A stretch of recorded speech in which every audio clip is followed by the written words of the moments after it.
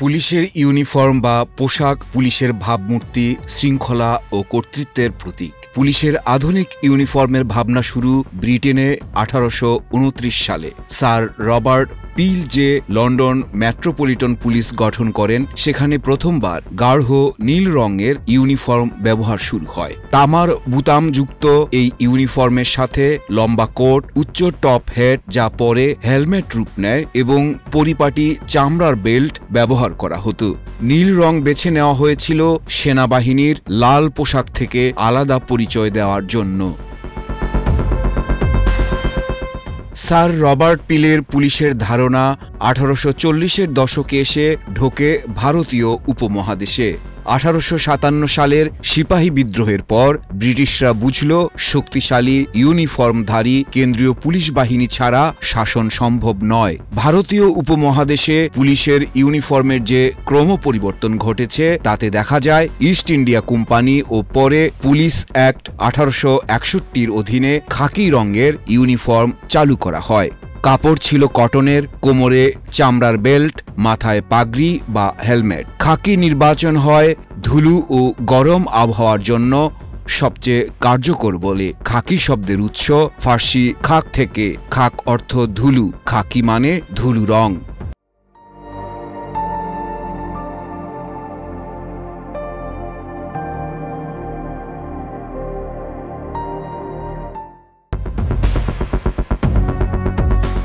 উনিশশো থেকে 1947 পর্যন্ত ব্রিটিশ আমলে পুলিশের ইউনিফর্ম সম্পর্কে যা জানা যায় তা হচ্ছে, তখন থানা ভিত্তিক কনস্টেবলরা পরতেন খাকি শার্ট ও খাকি প্যান্ট, আর দারোগা বা ইন্সপেক্টররা কাঁধে র্যাঙ্ক ব্যাজ পরতেন, সাথে সামব্রো হ্যাট বা পিথ হেলমেট।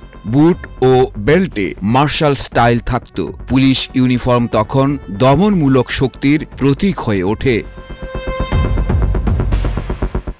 1947 পরবর্তী সময়ে ভারত পাকিস্তান বিভক্তির পর দুটো দেশই ব্রিটিশ ইউনিফর্মই বহাল রাখে। খাকি রং, কাঁধে র্যাঙ্ক, ধাতব ব্যাজ, বুট, সাথে পাগড়ি বা ক্যাপ। বাংলাদেশে 1971 সালে স্বাধীনতার পর ভারত পাকিস্তানের মতো সেই ব্রিটিশ খাকি ইউনিফর্মই বহাল রাখে।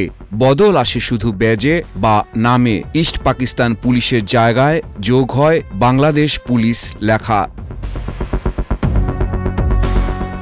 ব্রিটিশ আমলে পুলিশ মূলত ছিল দমনমূলক শক্তি।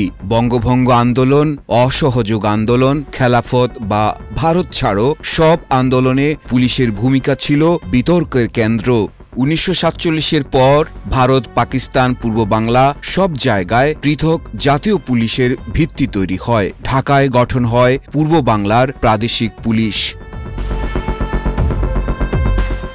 2000 সালের পর বাংলাদেশে পুলিশের পোশাকে ইউনিট ভেদে পরিবর্তন করা হয়। তখন ট্রাফিক পুলিশের পোশাক হিসেবে সাদা শার্ট ও নীল প্যান্ট, আর্মড পুলিশ ব্যাটালিয়ন, গভীর নীল র্যাপিড অ্যাকশন ব্যাটালিয়ন বা র্যাবের জন্য কালো ইউনিফর্ম, পর্যটন পুলিশের জন্য নীল সাদা, হাইওয়ে পুলিশের জন্য নীল সবুজ, ইন্ডাস্ট্রিয়াল পুলিশের জন্য নেভি ব্লু পোশাক নির্বাচন করা হয়।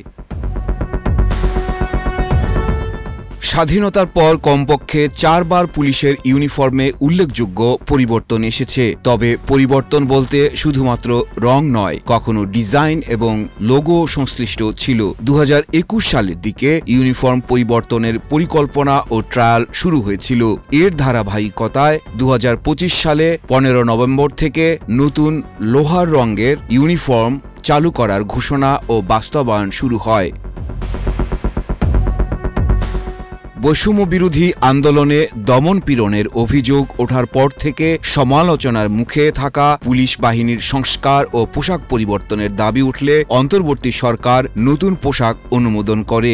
এরই অংশ হিসেবে মহানগর পুলিশে লৌহ রঙের নতুন পোশাক দেওয়া হয়েছে। পুলিশের বিশেষায়িত unit police bureau of investigation (PBI), tourist police, highway police, নৌ পুলিশ এই পোশাক পরবে। বাংলাদেশ পুলিশের নতুন পোশাক বাহিনীর সদস্যদের গায়ে উঠেছে। শনিবার থেকে ঢাকা মহানগর পুলিশ সহ দেশের সব মহানগর পুলিশ ও বিশেষায়িত ইউনিটে নতুন পোশাক পরেছে পুলিশ। তবে জেলা পুলিশ এখনও তা পায়নি। পর্যায়ক্রমে তারাও নতুন পোশাক পাবে বলে পুলিশ কর্মকর্তারা জানিয়েছেন। মাহফুজ জুয়েল, বাংলাদেশ প্রতিদিন।